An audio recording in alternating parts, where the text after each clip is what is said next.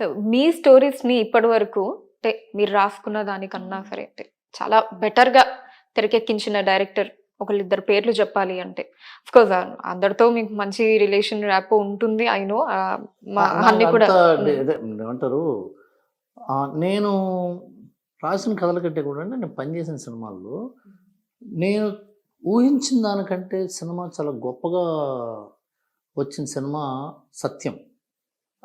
నా first picture. ఎందుకంటే అప్పటికి నాకు అనుభవం తక్కువ కాబట్టి ఆ సినిమాని నేను చెప్పగలను. మిగతాదంతా నేను ప్రాసెస్‌లో ఉన్నా. ఏమవుతుందంటే when you are in the process you never know. ఇప్పుడు కథ రాసి ఇచ్చేయమండి. ఎట్లా ఉంటుందంటే అనుష్ గారు, మనం కథ రాసి ఒక షాప్‌లో ఇది ఒక ఆఫీస్ అనుకోండి. ఒకడు వచ్చి నాకు కథ కావాలి అంటే ఇదిగో ఈ ఫైల్ తీసుకో. అంటే ఆ ఫైల్ తీసుకొని వాడు చదువుకుని దాన్ని వాడు డైలాగులు రాసుకొని అటు అది జరగదు అది. ఇది it's a very comprehensive coworking space as a film.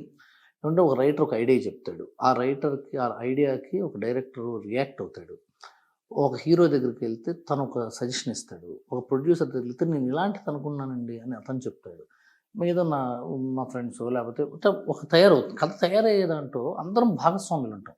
ఒక ఐడియా జెర్మినేట్ అయిన వాడే కథకుడిగా పేరు సంపాదిస్తాడు. But it is a very like how to say interactive job. ఆ తర్వాత స్క్రీన్ ప్లే చేసేటప్పుడు 20-30 మంది కూడా కూర్చోవచ్చు. ఒక్కోసారి ఒకడే రాస్తున్నాడు స్క్రీన్ ప్లే.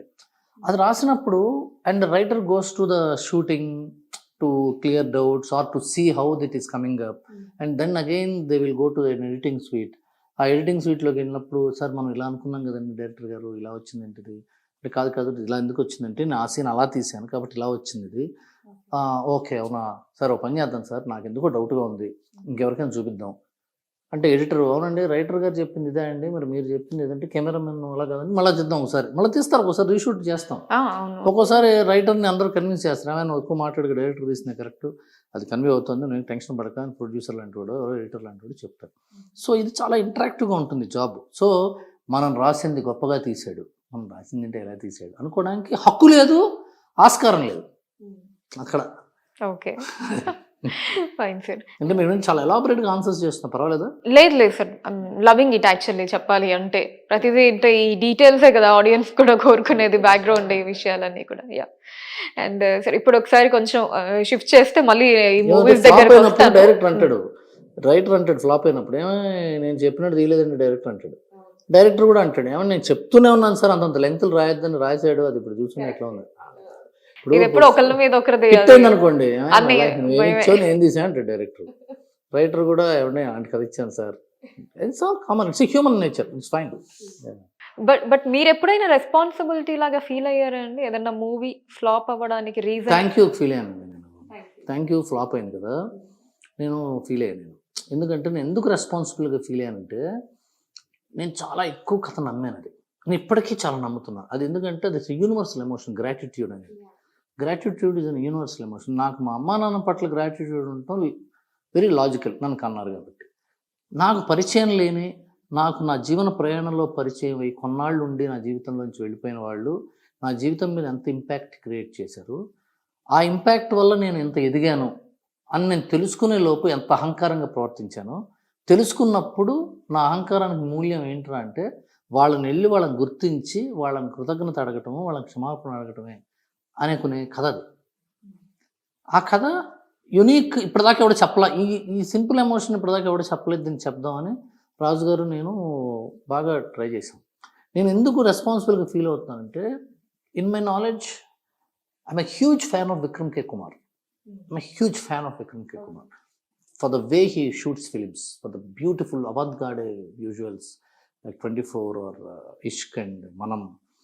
అలాంటి డైరెక్టర్ని నేను పెట్టుకున్నప్పుడు నాకు దొరికినప్పుడు ఈ కథను ఆయన ద్వారా చెప్పాలనుకున్నప్పుడు నా వైపు నుంచి తప్పు జరిగి ఉండొచ్చు, నేను కరెక్ట్గా కన్వే చేసి ఉండకపోవచ్చు. అందులోనూ ఎమోషన్స్ వీటి గురించి మాట్లాడుకుంటే విక్రమ్ కే కుమార్ గారు చాలా బాగా హృదయాన్ని ఆయన టచ్ చేస్తాడు కదా. మేబీ మా ఇంటరాక్టివ్ కోర్స్లో నేను అనుకుంది తనకు అనుకోలేదా, తను అనుకుంది నేను అనుకోలేదా, అయితే మేము అందరం అనుకుంది ప్రజలు అనుకోలేదా, ఎక్కడో మిస్ అయిందే. నాకు ఇష్టమైన ప్రొడ్యూసర్, నా ఇష్టమైన డైరెక్టర్, నాకు అన్నిటికన్నా ఎక్కువ నిజంగా గ్రాటిట్యూడ్ నాకుంది నాగార్జున గారి మీద. ఎందుకంటే నా ఫస్ట్ పిక్చర్ ప్రొడ్యూసర్ ఆయన. వాళ్ళ అబ్బాయితో సినిమా చేస్తున్నాక I love Naga Chaitanya as a human being, as an actor, as a screen presence, and for the humility and humbleness he has. But మీ అందరం కలిసి చేసింది ఎక్కడో మిస్ అయింది. ఇది మూవీ చూసిన తర్వాత ఏమన్నా అర్థమైందా అండి? ఎందుకు ఫెయిల్ అయిందన్నా, అంటే నేను ఇన్ జనరల్ ఒక విషయాన్ని నమ్ముతాను. అదేంటంటే కథలో ముందు ఒక ఎమోషన్ని కథ రాసుకునేటప్పుడు లాజికల్గా కరెక్ట్గా చెప్తున్నావో లేదో చూసుకోవాలి. ఆ తర్వాత తెర మీదకి వెళ్ళినప్పుడు సినిమా ఆడియన్స్ని ఎంగేజ్ చేసే ఒక పేస్ ఉంటుంది. ప్రతి కథకి ఒక యూనిక్ పేస్ ఉంటుంది. అది ఎడిటింగ్ ద్వారా వస్తున్న పేస్. అదేంటంటే అది సినిమా సీన్ జరుగుతుంది అనుకోండి, ఆ సీన్ అర్థమైపోయిన తర్వాత కూడా ఇంకా సీన్ వస్తుంటే మనకు బోర్ కొడుతుంది. ఆ సీన్ కంటెంట్ అయిపోయిన తర్వాత కూడా అదే సీన్ వస్తుంటే ల్యాగ్ అంటుంది.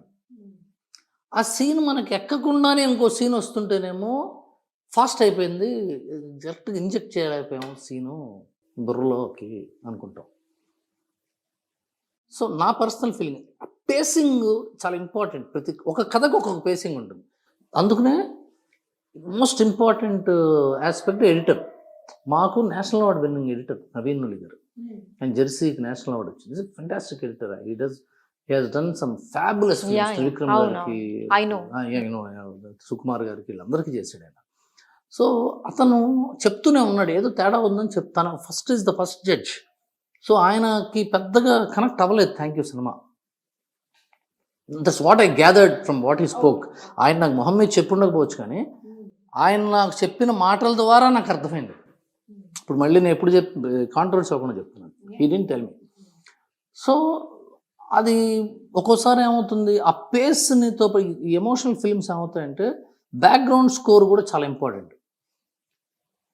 ఆ సీన్లో మేము సరిగ్గా రాసి ఉండకపోవచ్చు, ఆ డైలాగ్ సరిగ్గా కన్వే ఉండొచ్చు, లేకపోతే ఆ పేసింగ్ కరెక్ట్ లేకపోయి ఉండొచ్చు, ఎక్కడో ఏదో జరిగి ఉండొచ్చు. అంటే ఇది ఎందుకు ఏదో జరిగి ఉండొచ్చు అని వర్డ్ వాడారంటే ఏం జరిగిందో తెలిస్తే ఇంకో సినిమాకి అది చెయ్యం. సో ఎప్పుడో ఫస్ట్ 10 ఏళ్ల ఫిల్మ్ మేకింగ్లో అందరికీ అర్థమైపోయి అందరూ అన్ని బ్లాక్ బస్టర్లు తీసేవాళ్ళు. అది ఎప్పటికీ తెలియని ఒక మ్యాజిక్. అది ఏం తప్పు జరిగింది, ఏం రైట్ జరిగింది, ఫలానా సినిమాలో ఏం రైట్ జరిగింది, ఎందుకు హిట్ అయింది అని తెలిస్తే అందరూ సినిమాలు తీస్తారు కదా. ఏం తప్పు జరిగింది అని తెలిసి అందరూ తప్పులు కరెక్ట్ చేసుకుంటారు కదా. ఇది ఎవరికీ తెలియని ఒక మ్యాజిక్ అమ్మాయి. అందుకని నేను సినిమా చూసినప్పుడు నాకు రాజు గారి మీద, విక్రమ్ కే కుమార్ గారి మీద అండ్ చైతన్య గారి మీద ఉన్న అభిమానంతో I felt responsible. Not that it's a bad story or it's a bad film or bad making or bad thing. I felt responsible because of the bad result, not the expected result that he's come. Sir ఇక్కడ దిల్ రాజు గారి మీద మీకు లోపల కొంచెం కూడా negative feeling కానీ కోపం కానీ ఎక్కడా లేదంటే? నాకు ఫ్యామిలీ అమ్మాయి, is like my elder brother, is like అంటే మీకు ఎలా చెప్పాలో అర్థం కావట్లేదు. Is my family. I look up to him for everything in my life. Raju garu, నేను థ్యాంక్ యూ స్టేజ్ మీద కూడా చెప్పాను. నేను ఒక్కొక్కళ్ళ దగ్గర ఒక్కొక్కటి నేర్చుకున్నాను జీవితంలో. కొంతమంది దగ్గర, రాజుగారి దగ్గర పేషెన్స్ నేర్చుకున్నాను. రాజుగారి దగ్గర ఎంత పేషెన్స్ ఉంటుందంటే ఆయన ఎప్పుడు నవ్వుతుంటారు. ఆయనకున్నంత స్ట్రెస్, ఆయనకున్నంత urgency in taking a decision. ఆయన ఒక డెసిషన్ తీసుకోవాల్సినంత స్పీడ్గా, ఎందుకంటే ఒక 100 ఫైళ్ళు ఉంటాయి టేబుల్ మీద, అంటే 100 సమస్యలు ఉంటాయి ఆయన జీవితంలో, 100 సిచ్యువేషన్స్ ఉంటాయి. 100 సిచ్యువేషన్ ఇమీడియట్ డెసిషన్ తీసుకోవాలి. సో ఎంత పేస్గా పనిచేయాలి ఆయన, ఎంత ఫాస్ట్గా పనిచేయాలి. ఆ ఫాస్ట్గా పనిచేసేటప్పుడు చిరాకు పడవచ్చు, కోపం రావచ్చు, విసుగు పుట్టచ్చు, ఏమో ఆ పండుగ సేపు అనొచ్చు. ఇవేమి అండాయి. ఎంత స్థిత పరిజ్ఞత, ఎంత బ్యాలెన్స్ అది. అంటే ఎందుకు నేను ఇదెందుకు అడగాల్సి వచ్చిందంటే చూసే వాళ్ళకి కూడా తెలియాలి అని చెప్పి జవాన్ మూవీ అప్పుడు వచ్చినటువంటి ఆ క్రియేటివ్ డిఫరెన్సెస్ కాదు. అదే చెప్తున్నాను ఏంటంటే ఆ క్షణంలో అయింది. నేను అప్పుడు బాధపడ్డా, ఆ క్షణంలో బాధపడ్డా. ఆ క్షణంలో నేను బాధపడ్డానని ఇంకో క్షణంలో చెప్పాను అంతే. బట్ ఆ తర్వాత ఏం లేదు. అందరూ చెప్తాం, అందరం కలిసి ఇది బ్రహ్మాండం అని పంపిస్తాం. అది బ్రహ్మాండం అయితే నేను చెప్పా అంటారు. బ్రహ్మాండం కాకపోతే నువ్వు చెప్పావు అంటారు. అదే మళ్ళీ. అండ్ దిల్ రాజు గారు నిన్న కూడా మాట అంటే మీకు అంటే పదాలతో కూర్చలేనంత ఇష్టం నాకు. అర్థమైంది. ఫైన్. అండ్ సో అందుకనే ఇంకోటి చెప్పు, అందుకనే ఆయన నన్నేమి అనరు అనే ధైర్యంతోనే అంత మాట అన్నా. అన్నారు. ఓకే. అది కూడా అర్థమైంది. అప్పుడు కూడా అర్థమైంది. లేకపోతే ఇంటికి వచ్చి కొట్టేవాడైతే ఎందుకంటాం, అంతే కదా, బాధపడేవాడు. దిల్ రాజు మీద అని నన్ను బతకగల, అంతే, ఆయన మంచివాడు కాకపోతే. Fine, I think I answer you. Yes.